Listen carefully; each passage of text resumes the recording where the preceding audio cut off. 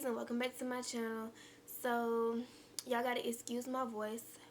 I'm a little stuffy. I've been a little sick lately, but this video today is gonna be about me getting through my first trimester.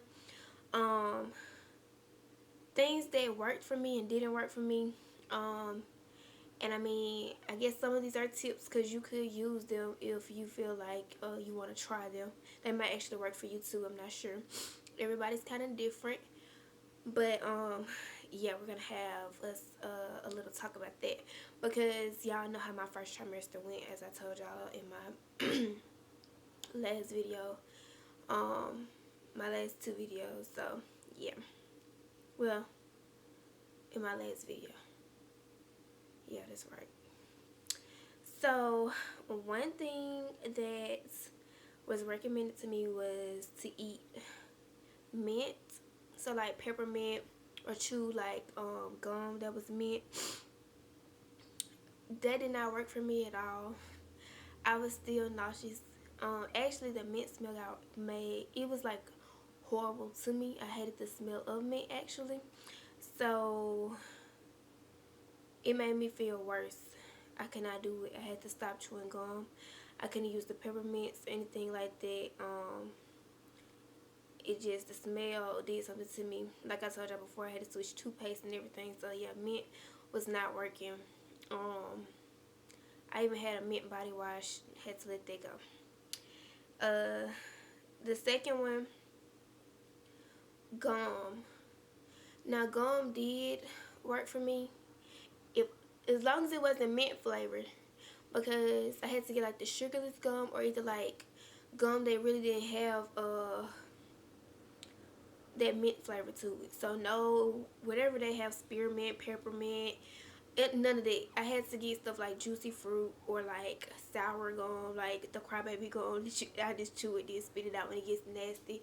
I had to get gum like that, or like the regular bubble gum that don't have no type of taste to it at all. Cause anything with that mint flavor, I was sick. This is the third one. I shouldn't have even been eating this stuff, but I used to like to eat it like back in high school and stuff anyway. And I have issues with blood pressure sometimes, so I didn't need to be eating this, but lemon lime salt. It worked for me because anytime I had something sweet in my mouth, it made that taste that I told y'all about, it made it horrible.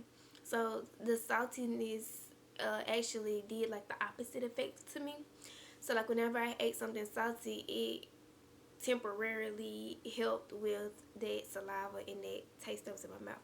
So yeah, I did the lemon lime salt, and I love to eat lemon lime salt like I said anyway, so it was kind of hard trying not to eat it as much because my mom would be like, you know, you're not supposed to be eating that, you know how your blood pressure does. So I had to make myself not eat it, but sometimes I found myself sleeping with the lemon lime salt in my hand, because if I opened my eyes, I woke up or anything, I would just put a dash in my hand, throw it back, and go back to sleep. And that's a shame. Speaking of salt again, the next one was salt water. So you know how people tell you like to rinse your mouth out with hot salty, well, warm salty water for different reasons. I used to have to do that a lot for the nausea or for that taste that was in my mouth, because like I said, the salt kind of helped with it. So I did do that. Let's see, the spit bottle. I slept with a bottle in my hand, like, and I used to take it with me too, and I used to have to just spit in it constantly to keep the saliva from just building up in my mouth. And because it tasted so horrible, I didn't even want to, like, you know, you didn't want to swallow it back down, made you feel sick. So I would just constantly sit there and spit and spit and spit. And I know that's disgusting, but I promise you, if you're one of those people that have to go through that with the spitting, you understand where I'm coming from. The next one is oatmeal. So y'all, I'm actually allergic to oats.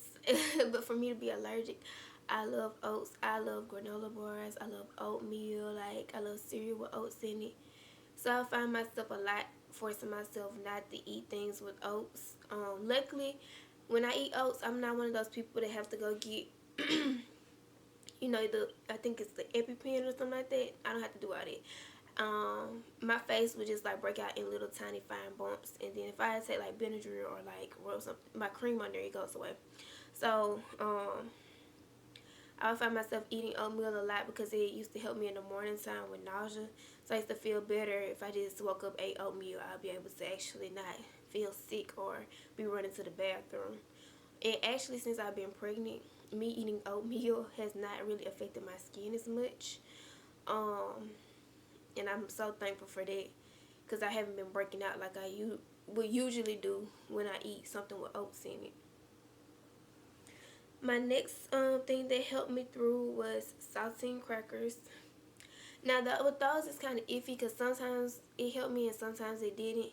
I guess it just depended on like how empty my stomach was or whatever was going on.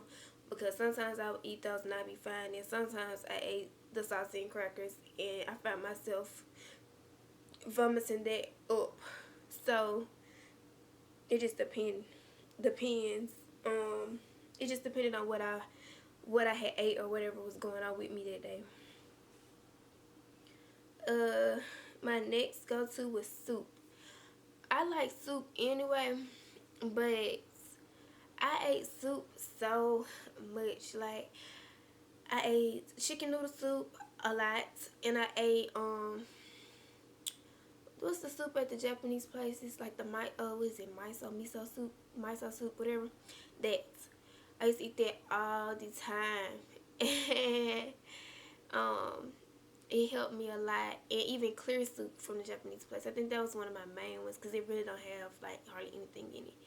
Clear soup, I used to eat that so much because when I woke up on days and couldn't eat anything at all, I could always tolerate soup or broth, you know, something like that. My next one is mashed potatoes. Y'all, I love potatoes, and I ate mashed potatoes like all the time. Like it'll be times where my baby would be like, "What do you want to eat?" I'm like, "Just go to KFC and get me mashed potatoes." Mashed potatoes, and for some reason I wanted KFC mashed potatoes with their gravy. And I could sit there and just eat a whole like regular order of those, and I'll be fine for a while. It's like the mashed potatoes didn't, you know, they're not they're potatoes, so they're heavy, but they weren't anything that just made me sick. Now I can say this: for some weird reason, when I tried to eat baked potatoes, though, did not stay down. I don't know if it was because of the texture compared to the mashed potatoes or what, but when I had tried to eat baked potatoes during my first trimester, yeah, it came right back up. Because I remember one day I sent my friend Angel to Wendy's to give me 2 potatoes, and I ate them. I was fine, and then it was like 30 minutes after that in the bathroom. So I don't know, that was so weird to me. The next one is ginger ale. Now I know they recommend ginger as one of the top things too, you know, to help with vomiting or nausea or whatever during your first trimester. But I couldn't bring myself to just get regular ginger and put in stuff because it's kind of nasty. But I did get ginger ale because I'll drink ginger ale on a regular anyway. I'm not a picky person, so I got me some ginger ale. I drank it, and I found myself drinking ginger ale and water. And what else? Like juice, like orange juice and apple juice a lot. Cranberry juice a lot. Like, this is all I drink. But ginger ale is my go-to because I found myself not being able to keep down a lot of stuff. And it wasn't bad, so I could tolerate that. My next one is cranberry juice. Like I just said, I drank cranberry juice a lot. It was something about the bitterness of the cranberry juice, I guess, that helped me. Because when I tried to drink, like I would drink orange juice, I would drink apple juice, like other juice. But it was like when I drank cranberry juice, it treated me a little bit different than when I drank other stuff. So I don't know.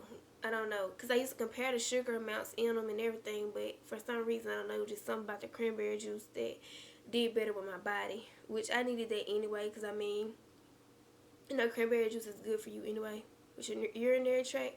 So like I drank that a lot. Um, yeah, the next one I have is the water with Crystal Light in it. So let me tell y'all about that. I try to drink water. You know, okay. Let me say this. I love water. I drink water every day anyway. Like, I prefer water over anything, over drinks or anything. And so, I found that taste made water nasty. So over time, I had to find another something to do to it so that I could keep drinking my water like I needed to. So I had got Crystal Light because you know Crystal Light doesn't have sugar in it, and it's, you know how like you could put the Kool-Aid packets in there, but it don't taste the same, and a lot of that stuff be having sugar and stuff in it. But like that particular kind don't have it, so I would find myself carrying a whole pack of Crystal Lights, different flavors with me, pour it in the bottle, shake it up, and I'm able to drink my water. That was the only way I was able to even keep down my water at one point, because it was just like the taste of regular water had gotten so nasty that I had to like, okay, I don't want purified water anymore. Let me try to drink some of the other types of water that I used to drink. But it was like even those were just horrible. Like they tasted horrible. I think the only water that I could even just tolerate was spring water, like Ozarka and things like that.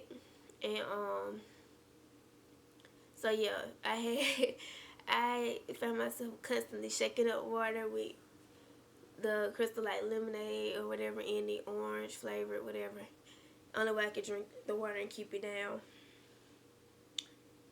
The next thing I have is sleep. Um, like I told y'all before, it was times where I found myself going to sleep just to maintain. Because it was like as long as I knew I was awake, I'm having to deal with whatever it is that's going on, and I was feeling bad. So like sleep was the only way to just be like, okay, I don't have to deal with this. I don't have to feel this bad. I don't have to try to tolerate this taste. I don't have to do anything. Like if I'm asleep, I don't have to worry about it. So yeah, sleep used to help sometimes as far as actual symptoms go. But as far as me just clearing my mind and my thoughts and all that, yeah, sleep was the go-to for that. Y'all see how out of breath I am? I'm getting so big. Gosh, okay. And then I talk fast, so that makes it worse.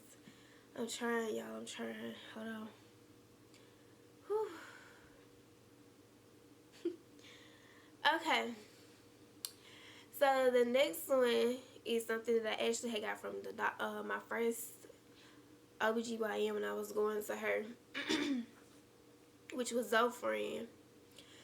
She had given it to me towards the beginning, like whenever I had found out, you know, and she asked me about how I was doing and all that. She had prescribed it, but I wouldn't take it at first because that is me, and I was kind of paranoid, and I was like, I don't want to just be taking medicine if I don't have to.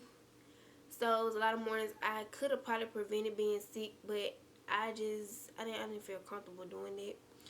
So I just got through it with all the rest of the ways that I could. And like over time, like I said, I found myself trying all these different things and figuring out what worked for me and what didn't. Excuse me, y'all. But she prescribed me Zofran. So when I finally did start taking it every now and then, it was like close to the end of my first trimester. And Zofran helps with nausea. So that did help me because once I took it, it'll kick in or whatever about 30 minutes or so. And I was straight. Like I didn't feel like I was finna be puking all day long.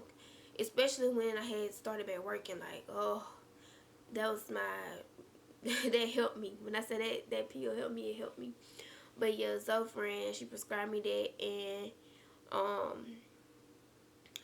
I looked it up on the internet, and you know, you can't go to Google sometimes because Google messes with your mind. So I was sitting there worried about stuff that I shouldn't have been worried about. But yeah, it has did me wonders over time, so I'm thankful for Zofran. Two more, y'all. The next one, during my first trimester, I had to sleep with the pillow the pillow between my legs, which they recommend it anyway, but like, oh my gosh, I didn't think it was gonna kick in that fast what they were talking about. Like, whew, keeping that circulation going and all that is very important. Cause I'm telling you, like, y'all, I used to have leg cramps so bad when I'm asleep. Like, I would sleep and I keep propping my legs up higher and higher because they were just hurting, especially like the thigh parts and like right around my knees and stuff. Like, oh, it felt horrible. Then every now and then I get a sharp pain in my calf muscles. So like, I slept with the pillow between my leg, you know, to keep my legs from rubbing up against each other, but also it keeps your body like leveled out. And that made me feel so much better, so much better. And then my last one was me being out of breath all the time. What did I do about that?